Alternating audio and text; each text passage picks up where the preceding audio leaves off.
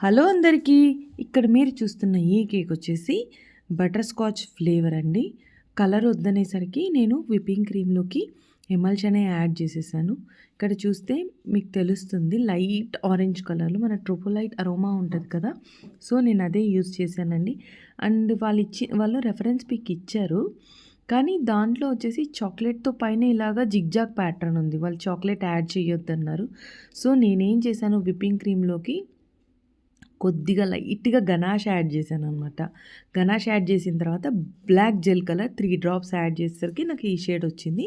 అన్ని ఇలాంటి హార్ట్స్ ఉన్నాయండి వాళ్ళు ఇచ్చిన రెఫరెన్స్ పిక్‌లో.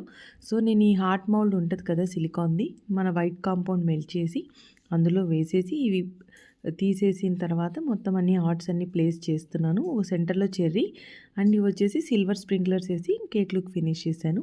ఈ కేక్ లుక్ మీకు ఎలా అనిపించిందో కామెంట్ చేయండి. ఇలాంటి మరిన్ని వీడియోస్ కోసం please like, share and subscribe. And weight వచ్చేసి 1/2 kg యూజ్ చేసింది 6 ఇంచ్ టిన్. బాయ్.